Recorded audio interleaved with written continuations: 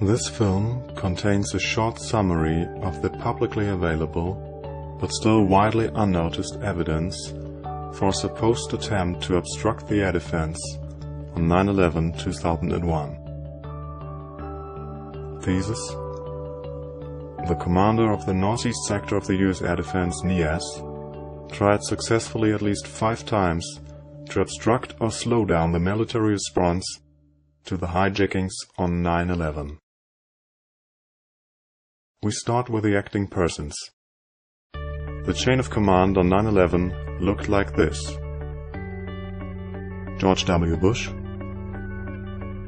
Donald Rumsfeld, General Ralph Eberhart, Major General Larry Arnold, Colonel Robert Marr, Major Kevin Nisipany. Interestingly, the top of this chain of command was empty on 9/11.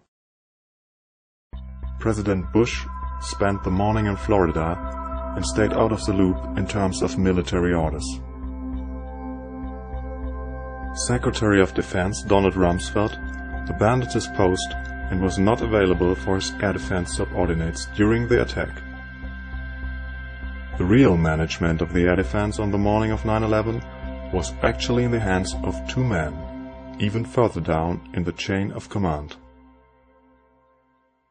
Major Kevin Nisipany, mission crew commander at NEAS, and his direct superior, Colonel Robert Marr, commander of NEAS. The decisions of these 2 men had great effect on 9/11. It was in their direct responsibility to intercept the hijacked airliners with fighter jets. Unfortunately, one of them, the higher-ranking officer on the left, supposedly tried at least 5 times to obstruct this process.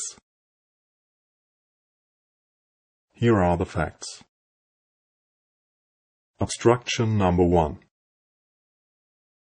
2 fighter pilots at Otis Air Force Base, 300 kilometers northeast of New York, were alarmed and sat in their jets ready to start their engines at around 8:42, even before any hijacked plane had hit the World Trade Center towers. But then they had to wait. Colonel Marr, who could have ordered them to take off immediately, chose not to do that. He made an unnecessary phone call with his boss, General Arnold, instead. In effect, the order to take off was delayed for crucial 3 to 4 minutes. Without that delay, the pilots could possibly have intercepted their second hijacked plane, which crashed at 9:03. And here the quite remarkable flight route of these Otis jets, taking off finally at 8:52, according to official radar data.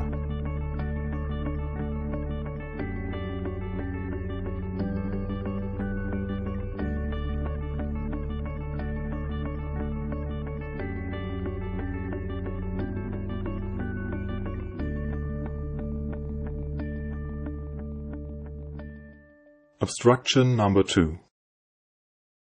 At 9:09, after both of the towers were hit, Major Nisipany wanted to launch a second pair of fighters from Langley Air Force Base, 200 kilometers southeast of Washington, to place a barrier near the Capitol, a wise request.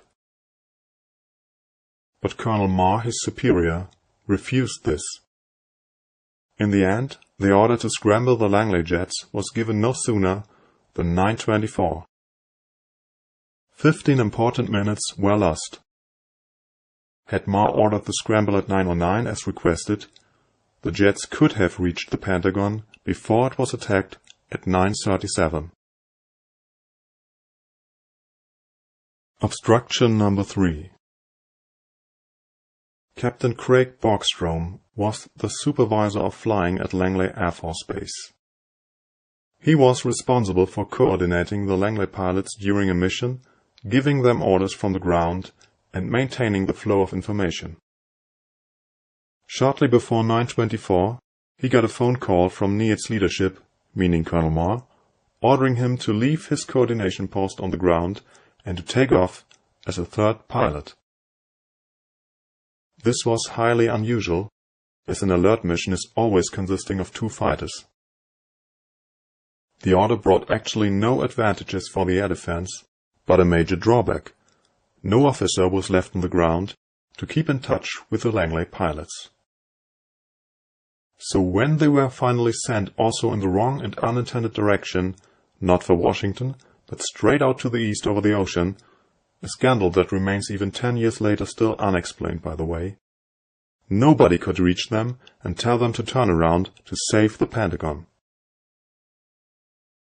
With Bogstrom on the ground, this would have been no problem.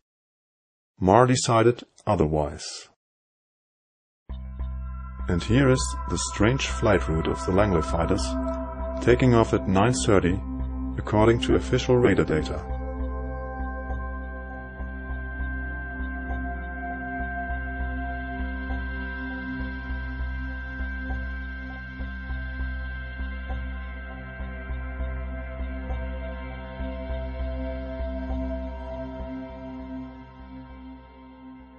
Obstruction number 4. When Vice President Cheney ordered his shoot-down order, it was again Colonel Marr who decided not to convey this order to the pilots. In 2002, he also lied about this in a TV interview and offered no further explanation. That means, even if any fighter pilot had reached one hijacked airliner after this order had been given, he wouldn't have known that he had actually clearance to shoot. Colonel Marr had prevented it. Obstruction number 5. When the commander of Syracuse Air Base called Major Nisipony to offer fighter jets, he stated that his pilots could be airborne within 15 minutes with hot guns. Nisipony appreciated the offer.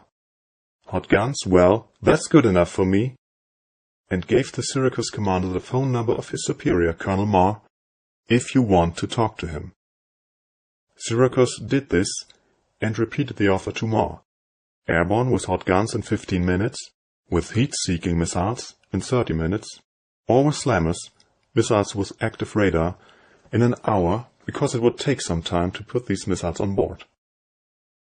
Marr chose the unnecessary, I want it all. So he delayed the start of the fighter jets again, as he had done it with the Otis pilots and then with the Langley pilots, as he had ordered Bogstrom away from his coordination post, and as he had prevented the transfer of the shoot-down order to the pilots.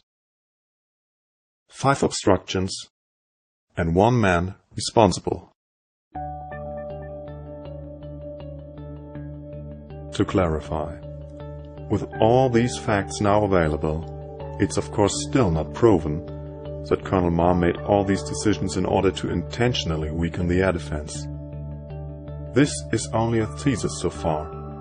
It could be false. But one thing is also clear. To get to the bottom of this, it needs a new public investigation of 9/11.